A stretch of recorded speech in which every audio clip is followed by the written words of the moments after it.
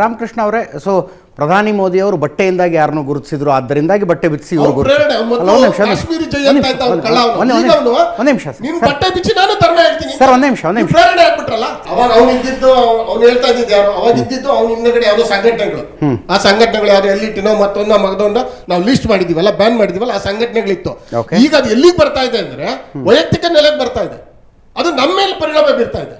ಮೊದಲು ಸೈನ್ಯ ಮತ್ತೆ ಒಂದು ಸರ್ಕಾರ ತೀರ್ಮಾನದ ಮಧ್ಯೆ ಇತ್ತು, ಈಗ ಸಾರ್ವಜನಿಕರ ಮಧ್ಯಕ್ಕೆ ಬರ್ತಾ ಇದೆ. ಕಾರಣ ನಾನು ಅನ್ಕೊಂಡಿರ್ತಕ್ಕಂಥದ್ದು, ಮೋದಿ ಅವರ ಹೇಳಿಕೆಗಳನ್ನ ಸರಿಯಾಗಿ ಕೊಡಬೇಕು.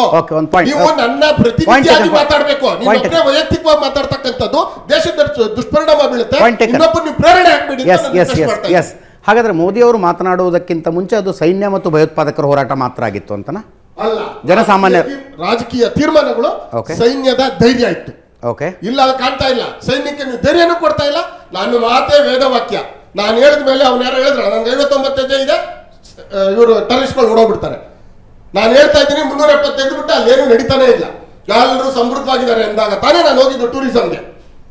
ನೀನು ಆ ಹೇಳಿಕೆ ಕೊಟ್ಟ ಮೇಲೆ ನಾನು ಭದ್ರತೆ ಕೊಡಬೇಕು ಅಂತ ಸಾಮಾನ್ಯ ಜ್ಞಾನ ಇಲ್ಲ ಅಂದ್ರೆ ಬರೀ ಟಿವಿಗಳಲ್ಲಿ ಬಂದು ಸ್ಲೋಗನ್ ಕೊಡ್ತಾ ಇದ್ರೆ ನನ್ನ ದೇಶನ ಕಾಪಾಡೋರು ಯಾರು?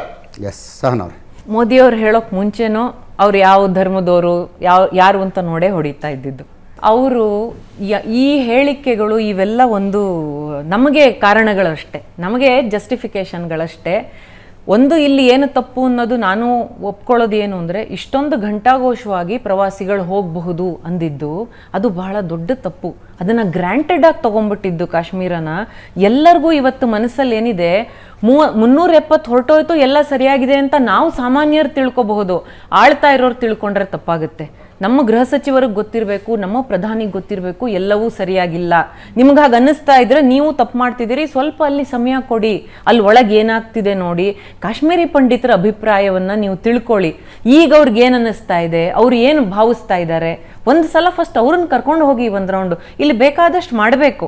ಇದು ಒಂಥರ ತುಂಬ ಓವರ್ ಕಾನ್ಫಿಡೆನ್ಸ್ ಆಗೋಯ್ತಿದ್ದು. ಮತ್ತೆ ನಾವೇನು ಇಲ್ಲಿ ರೆಕಾರ್ಡ್ ಸೆಟ್ ಮಾಡೋಕ್ಕೆ ಹೋಗಲಿಲ್ಲ. 2 ಕೋಟಿ ಆಯಿತು, 2.5 ಕೋಟಿ ಆಯಿತು, ಆಯ್ತು ಒಂದು ಲೈನ್ಗೆ ಹೋದ ತಕ್ಷಣ ಈಗ ಅವ್ರು ಅಲ್ಲಿ ಹೊಡೆದ್ರ 20 ಇಳಿತಾ, ಇಳಿಸೋಕ್ ತುಂಬಾ ಸುಲಭನ ಅವ್ರಿಗೆ. ಆದ್ರೆ ಹೇಳಿಕೆ ಕೊಟ್ಟರು, ಹೇಳಿಕೆಯಿಂದ ಆಗಿದ್ದು ಅನ್ನೋದನ್ನ ನಾನು ಒಪ್ಪಲ್ಲ. ಯಾವಾಗ್ಲೂ ಅವ್ರದ್ದು ಇದೇ ರೀತಿ.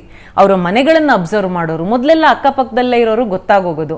ಹೊರಗೆ ಬಂದವ್ರು ಎಷ್ಟೋ ಜನನ್ನ ಅವರು ನೀವು ಯಾರು ಅಂತ ಕೇಳಿಯೇ ಹೊಡೆದಿದ್ದು. ಅವ್ರಿಗೆ ಅನುಮಾನ ಬಂದ್ರೆ ಅವ್ರು ಬಿಚ್ಚಿಸಿ ನೋಡೇ ಹೊಡೆಯೋದು.